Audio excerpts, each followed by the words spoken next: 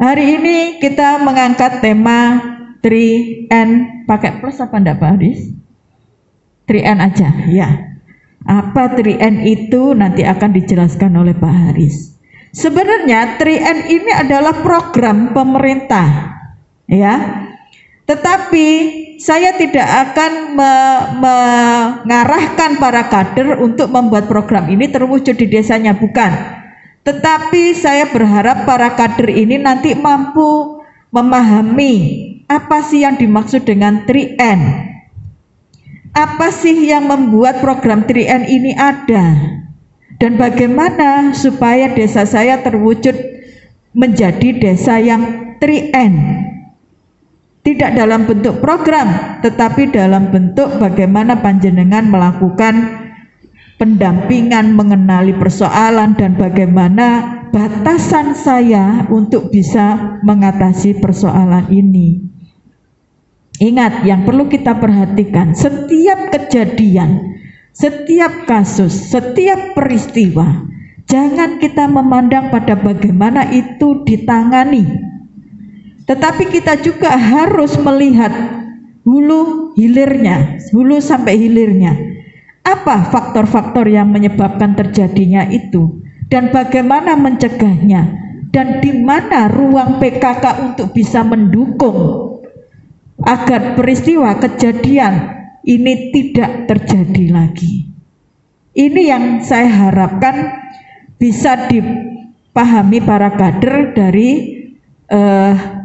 tema yang kita angkat hari ini. Karena semua permasalahan tidak bisa diselesaikan oleh satu kelompok. Ya, setiap kejadian tidak akan bisa kemudian kalau yang ranahnya kriminal kemudian hanya yang menangani polisi. Tidak. Masyarakat harus ikut berpartisipasi. Nah, batasan partisipasi inilah yang harus kita pahami. PKK harus ngapain? Nah, dan kita ingat, kita frame-nya adalah di dalam ruang pendidikan kesejahteraan keluarga,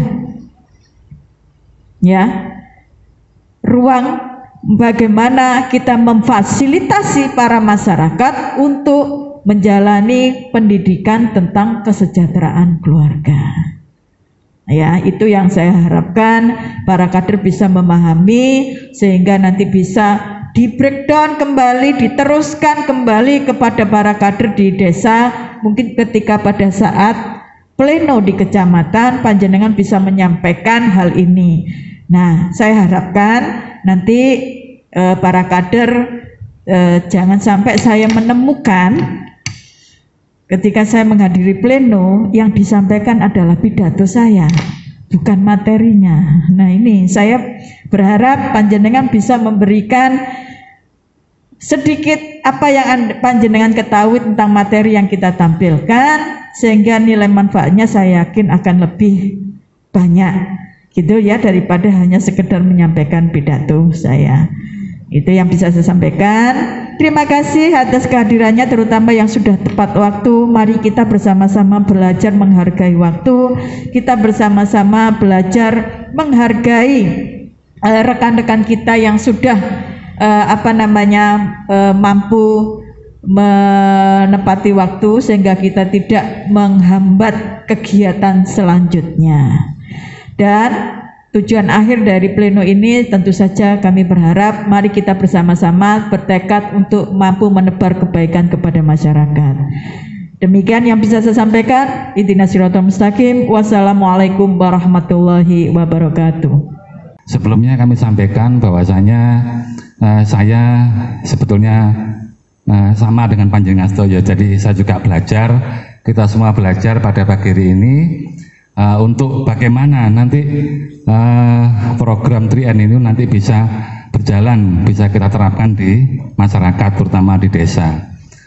Ibu bapak sekalian, sebelum kami sampaikan apa yang materi yang nanti akan kami sajikan, mungkin ada sedikit informasi bahwasanya atas petunjuk dari Ibu Ketua PKK bahwa acara kita hari ini adalah pengisian materi, mungkin hanya sekitar 15 menit ya. Saya tidak terlalu banyak pengisian materinya. Kemudian yang kedua, nanti kita lakukan kegiatan simulasi. Simulasi nanti berupa bermain peran ya Bu ya, role playing ya. Mungkin nanti kita bagi beberapa kelompok atau ada 3 kelompok nanti, jadi masing-masing berisi 4 orang satu kelompok itu. Sebelum dilakukan role playing nanti atau bermain peran, nanti Ibu bisa berunding sekitar 5 menit dengan kelompoknya untuk menyusun suatu konsep-konsep apa yang akan disampaikan nanti, atau semacam draft atau semacam urut-urutan cerita ya. Nanti Ibu bisa bebas mengungkapkan ekspresinya, siapa yang berperan sebagai korban atau siapa yang juga sebagai pendamping dan juga siapa sebagai petugasnya. Nanti monggo, nanti ada kasus yang harus panjenengan pelajari yang akan kami sampaikan. Nah, sebelum bermain peran itu nanti dilaksanakan, mungkin akan saya berikan sedikit gambaran ya Bu ya, bukan materi ya, gambaran saja sedikit pada panjenengan sedaya supaya nanti pirsa apa sih 3N itu, dan kalau misalnya terjadi di masyarakat itu bagaimana cara mengatasinya. Minimal kita sebagai langkah pertama lah untuk pendampingan gitu. Nah, tadi disampaikan oleh Ibu bahwasanya 3N itu semacam program ya, sebetulnya sudah lama ini, sekitar tahun 2018 dari pusat, PPPA pusat, dari Dinas PPPA pusat dan Jawa Timur membreakdown ke daerah, malah lebih dulu 3N daripada Puspa ya. Nah, 3N itu pada intinya berisi 3 akhiri ya Bu ya. Mungkin panjenengan sudah pirsa sedaya mungkin di TV atau di beberapa kegiatan yang sering kita laksanakan. Ada kegiatan gambarnya tangan begini Bu ya, stop ya, artinya N itu akhiri, stop. Jadi stop kekerasan terhadap perempuan dan anak, itu yang pertama.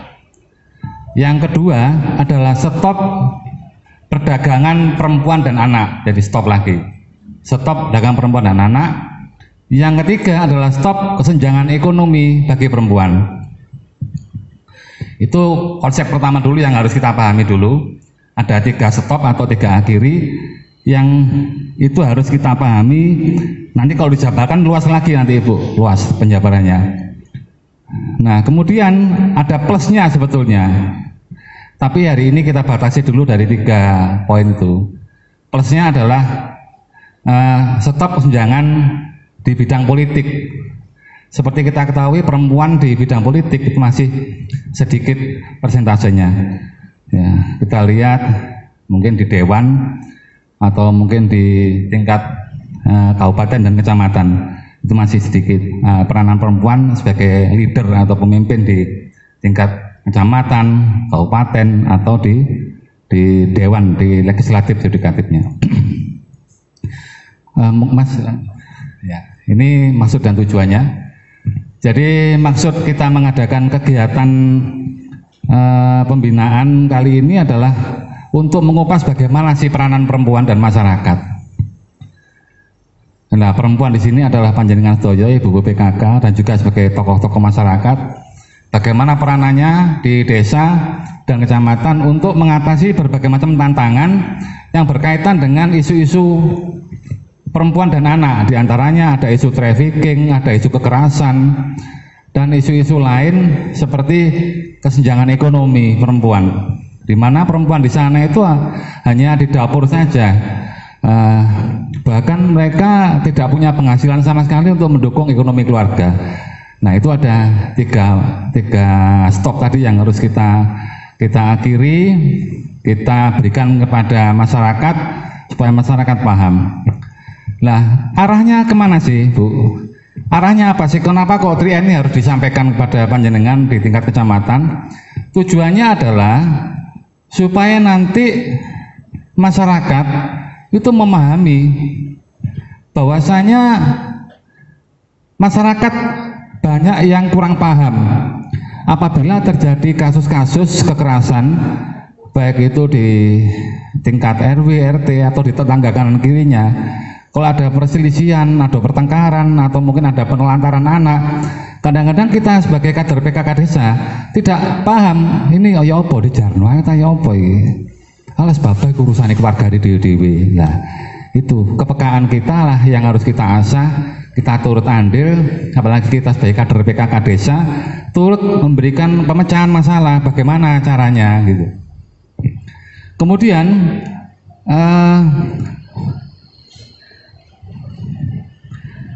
adanya dukungan dari pemerintah desa, itu ya arah kita nanti, arah kita pelajari itu adalah dukungan dari pemerintah desa, dalam hal ini adalah kepala desa, untuk memberikan payung hukum ya.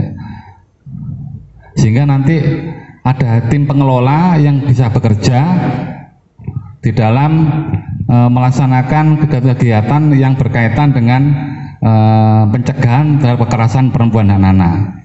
Kemudian juga melibatkan tokoh masyarakat di desa, tokoh agama. Kemudian juga apa namanya itu, ada BPD, ada 3 pilar di desa, ada posko sambung rasa dan sebagainya. Nah itu arah kita nanti ke sana. Dilanjut Mas. Ya ini tadi sudah, lanjut lagi. Ya ini latar belakang. Ya.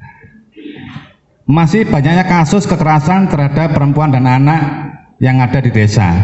Nanti akan saya tampilkan datanya panjenengan sedoyo, supaya perso nanti bahwa ternyata di desa itu masih banyak kekerasan, baik itu terkait dengan pencabulan, pemerkosaan, ya. Ada lagi dengan perzinahan, kemudian juga pencurian, yang semua dilakukan korbannya dan pelakunya adalah anak. Ya. Adanya lembaga layanan di tingkat desa dan kecamatan yang belum maksimal seperti posko sambung rasa dan satgas berlian. Ini seperti kita pahami bersama, ada institusi di masyarakat desa dan kecamatan yang sebagian berjalan tapi juga sebagian tidak berjalan. Ya. Di satgas berlian itu di kecamatan itu juga hampir tidak berjalan. Juga posko sambung rasa. Padahal ini tempat-tempat ini, institusi ini adalah tempat masyarakat untuk pengaduan apabila terjadi suatu kasus kekerasan dan anak.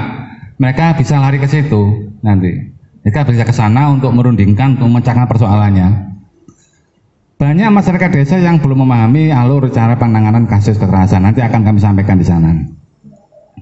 Mensosialisasikan program TN di desa yang berkelanjutan, yang bersinergi dengan lembaga terkait. Jadi program TN ini adalah program yang berkelanjutan, Bu. Jadi tidak seperti kita membuat roti atau kue setelah selesai jadi habis dimakan selesai. Tapi ini program yang berkelanjutan terus-menerus sehingga tidak bisa berhenti sampai di sini. Tetap terus kita lanjutkan, kita sosialisasikan terus-menerus ke desa, ke RW, rapat-rapat RW di desa maupun di tempat-tempat kegiatan lain yang sifatnya lebih besar. Ini ada 3 contoh kasus yang biasanya terjadi di desa. Nah, monggo panjenengan pilih. Nah, ini kita bagi kelompoknya dulu.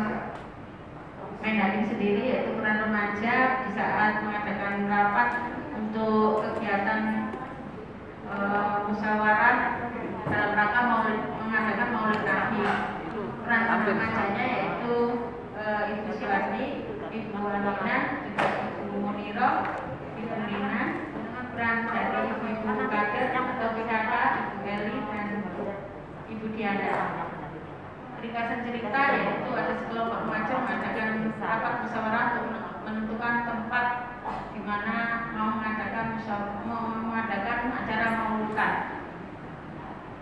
Kita mulai. Assalamualaikum warahmatullahi wabarakatuh. Mbak-mbak dan mas-mas yang kami hormati, pada hari ini kita mau mengadakan rapat kegiatan maulutan di Desa Tejo, Kecamatan Jagung, dan mohon dengan sangat syarat serta untuk menentukan tempat itu enaknya di mana,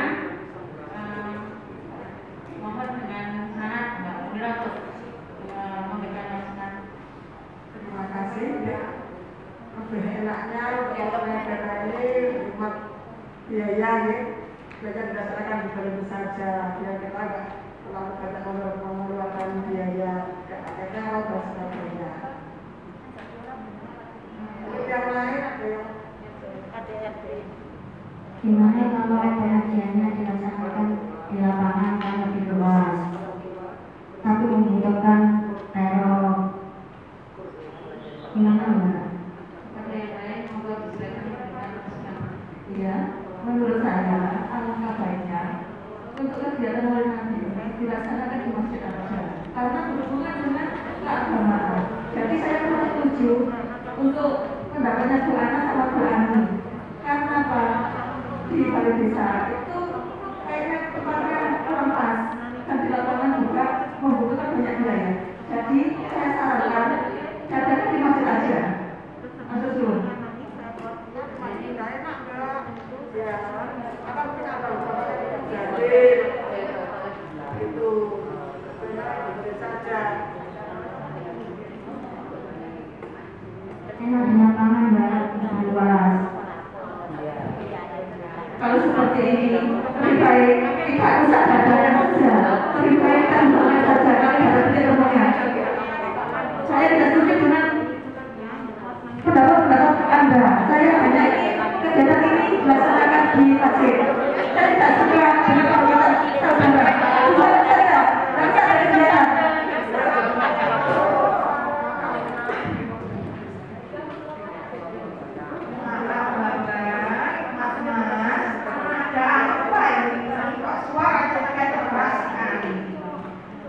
Dia tidak bagus, dengan generasi muda yang akan lanjutkan cita-cita kita sebagai generasi tua. Ada apa? Ini loh Bu, ini kami dari remaja mau mengadakan pembukaan, tapi tempatnya ini kok istilahnya belum ada titik temu di mana tempatnya ini nanti untuk kegiatan ini. Nah ini mbak-mbak ini istilahnya saling enak di sini. Nah ini mohon sarannya Bu. Daripada nanti kami bentuk-bentukan, mohon maaf. Terima kasih kepada Bapak, Mas-mas dan generasi muda yang telah ikut memikirkan kebutuhan desa. Apalagi ini ada kegiatan yang baik dalam rangka maulid. Tapi kenapa hanya masalah tempat saja kok bersifat kan bisa dibicarakan secara baik-baik. Bu, Mbak, tanya di mana? Lapangan, banyak lagi di mana? Di balai desa, banyak lagi di masjid. Nah, mari kita pikirkan kepentingan bersama. Kita harus bersatu dalam damai. Jangan hanya karena tempat saja. Semuanya ini wilayahnya di satu desa. Kita harus menentukan satu tempat yang baik karena ini momennya adalah keagamaan. Betul, semuanya ini baik karena kegiatannya baik, tempatnya juga baik. Tapi karena itu kegiatan keagamaan, kalau kabarnya kalau kegiatan ini dilaksanakan di masjid. Nomor satu, ini dengan agama. Yang datang juga orang-orang yang taat beragama. Semua warga desa ini taat, tapi kalau misalnya tidak, nanti yang kok jenenge kegiatan keagamaan gitu. Saya kira ada di masjid bagaimana? Kita ini satu desa.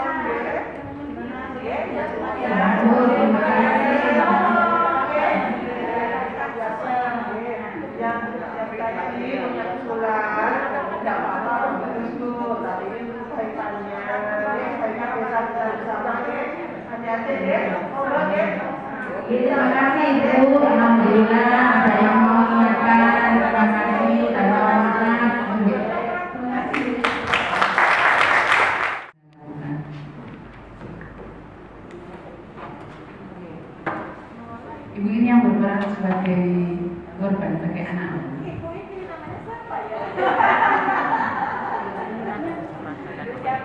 Nama saya Tiani dari Bojonegoro Bangka.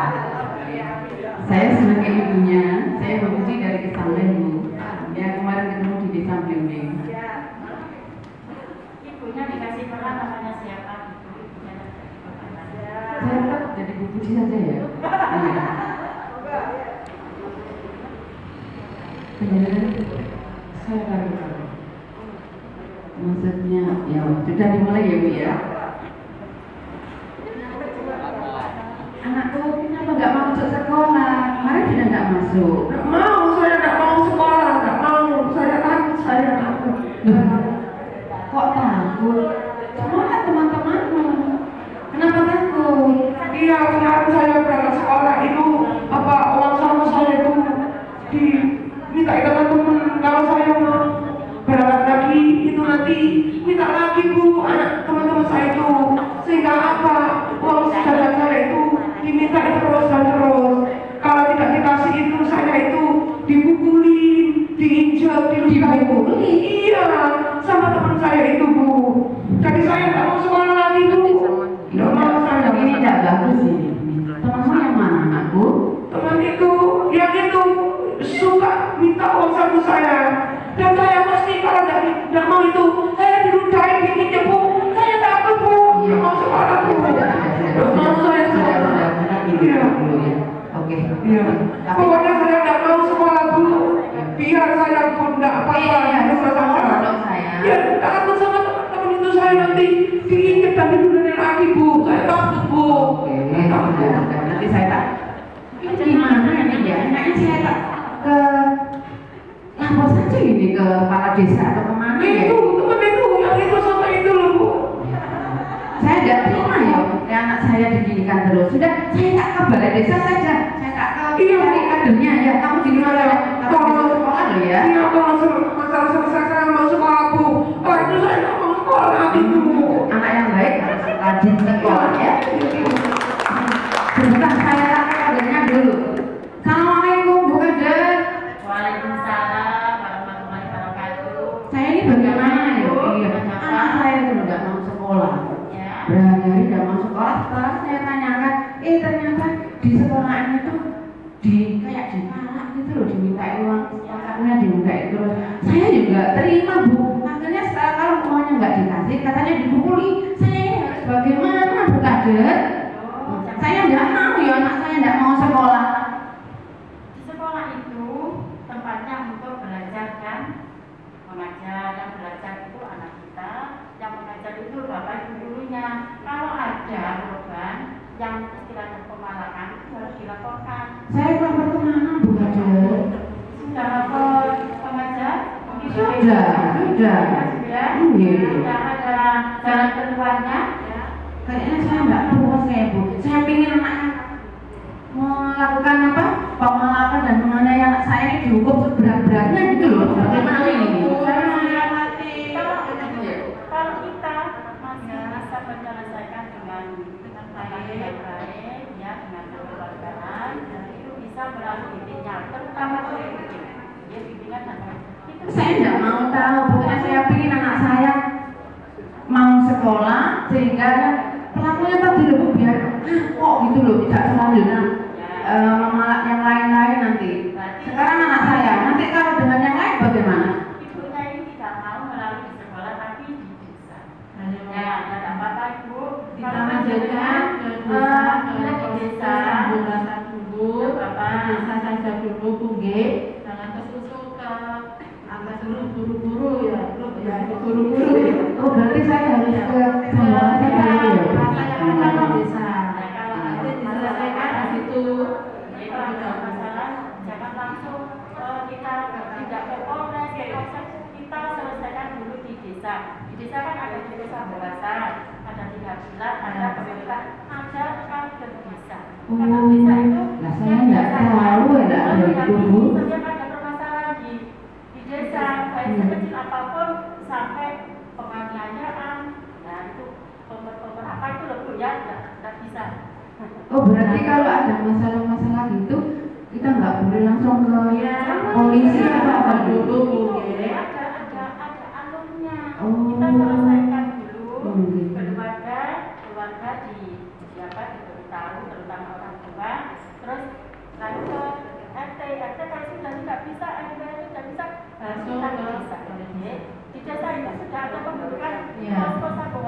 menghidupkan. Aku kasauan ya, kasauan ibu, mataku.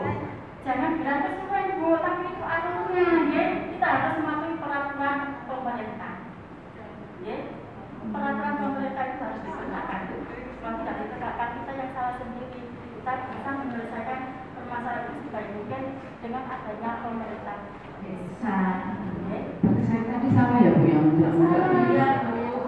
Makanya kalau ada yang masalah kita sebagai desa itu bisa memberi titik terang di mana titik terang dan solusinya di mana bisa terselesaikan dengan baik. Terima kasih ya Bu ya. Sama-sama. Dan anakku bisa ke sekolah ya sayang ya? Ya, kalau tidak ada masalah, kalau sudah itu teman saya tidak minta uang satu saja, ya saya sekolah lagi Bu. Iya. Saya mau sekolah lagi, kalau tidak diludahi, tidak digenjot, besok saya mau sekolah lagi Bu. Insya Allah nanti ibu-ibu kader teman sudah ya Bu ya yang membuat anak saya tidak mau sekolah tidak bodoh ya Bu ya. Ya, nanti bisa didampingi, tapi ini dengan istilahnya mendampingi biar tidak tahu malah. Ya, nanti ibu kan silakan. Asik, besok aku sekolah diantar ibu ya. Yang punya. Ya, saya mau kopi sekolah ya. Biar saya pintar. Besok diantar ibu ya. Ya, nanti itu ya. Uang saku saya ditambah ibu ya. Oh ya, nah, terima kasih. Ya. Iya. Oke, terima kasih. Sekali terjadi dan cukup lama, namun si korban tidak berani untuk melaporkan kepada orang lain atau curhat kepada orang lain. Kejadian ini membuat korban depresi dan tidak berani untuk melapor. Halo Dek, ini ngomong Dek. Iya Kak, ada apa? Oh gitu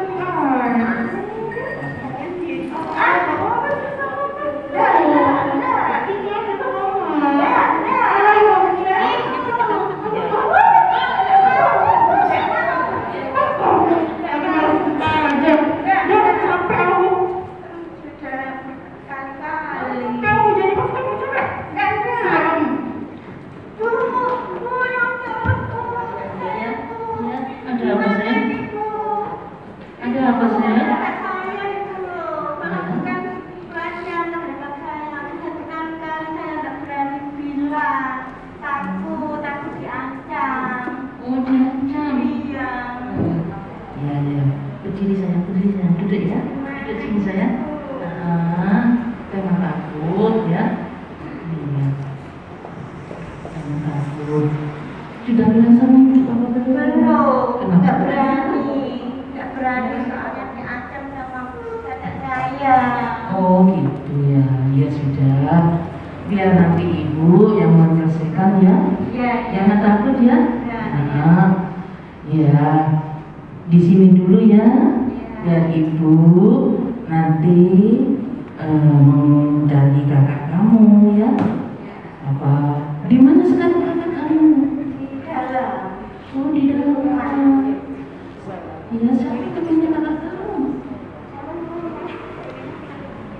Teman Bu. Oh teman, iya. Teman coba sini sayang, sebentar. Ini. Ya, di sini ya sebentar. Saya mau tanya. ini, adik kamu kenapa nih? Saya nangis-nangis. Katanya kamu jadi jawil itu. Ayo. Mau kenal ini, saya nggak ngapa-ngapain. Iya Bu, iya. Oh ini adiknya itu loh masih kecil, udah bisa bohong loh ya. Saya nggak pernah kayak gitu aku buktinya. Buktinya di kamar. Oh buktinya di kamar. Iya.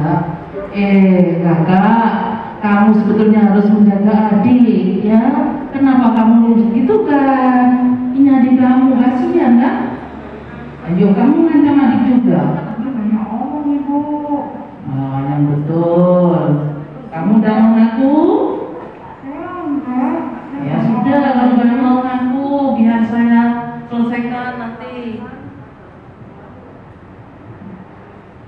biar saya selesaikan saya tak bilang ke posko aja kalau gitu, karena sama nggak mau ngaku ya. Kalau sama mau ngaku urusannya nggak rumit, kalau kamu sama nggak ngaku urusannya jadi rumit loh ini nanti ya. Kalau sama ngaku saya nggak pergi ke posko, kita selesaikan secara keluarga aja. Kalau sama ngaku enak, kalau nggak ngaku kita pergi ke posko rame-rame bersama ibu. Berani sama ibu nanti? Saya mau ngapa-ngapain, ibu mau ada bukti. Iya, kalau sama tetap gak ngaku ya sudah, saya langsung melapor ke posko aja kalau gitu. Ayo, sampean diam di rumah nggak apa-apa, saya yang langsung ke posko. Berani nanti sama kalau sederhanakan di balai desa. Yang berani. Oh ya sudah kalau gitu, kalau sama nggak mau ngaku, sudah nak ya, saya tak berangkat ke posko dulu ya. Jangan nangis lagi ya, jangan takut. Iya, iya. Kalau gitu, Tapi saya masih takut. oh takut, kalau gitu ikut aja ya, ikut ibu aja ya ke posko ya. Ayo ke posko. Assalamualaikum ibu. Waalaikumsalam. Iya. Oh, Ini loh ada adik ini katanya itu ada pelecehan seksual bu. Oh, yang dilakukan siapa? Dilakukan sama kakaknya sendiri. Oh, kakaknya sendiri. Kok tega ya kakaknya? Mana kakaknya? Kakaknya itu di rumah, yang takut bu. Ya, nggak berani saya tinggal tadi, jadi saya ajak. Nah, ini anak ini nggak berani bilang sama ibunya bu. Saya tadi juga nggak ke ibunya dulu karena ibunya masih kerja di sawah bu. Ya. Biar ini cepat ditangani bu ya. Ya. Saya akhirnya melapor ke ibu ini bagaimana ini caranya. Jangan kadernya, kader yang dilakukan tadi. Oh ya. Tadi saya nangis tetangga saya. Ya. Penjenengan tidak betul, ada permasalahan. Penjenengan dilapori, penjenengan lapor ke posko Sambung Rasa. Nanti kita sebagai pengurusnya posko Sambung Rasa dan di desa, nanti kita melaporkan kepada desa, yaitu ada 3 pilar. Nanti saya lapor ke Pak Lurah dulu ya. Ya, anak-anaknya ini nanti biar dikasih ya. Kalau berani gimana gitu ya. Nah, nggak berani pulang. Ya nanti diantar, dirayu-rayu bagaimana caranya dia mau ngaku. Nah, nanti sama dipanggil kakaknya, dilakukan dulu daripada nanti kita bawa ke ranah hukum. Sebelumnya kita nanti lapor ke posko Sambung Rasa dulu. Terima kasih. Itu ya solusinya seperti itu. Saya ada permasalahan ya. Kasihan anak ini bu ya. Kalau ada permasalahan kita lapor ke posko dulu, Sambung Rasa. Kita lapor di 3 pilar. Nanti dia diselesaikan oleh 3 pilar. Itu ya. Bu ya. Ini biar saya ajak pulang ke rumah saya juga. Jadi itu ya. Laporannya sudah saya catat. Iya, Nanti terima saya kasih, laporkan Bu. ke Pak Lurah. Nanti tindak lanjutnya dengan saya kasih tahu. Oh iya.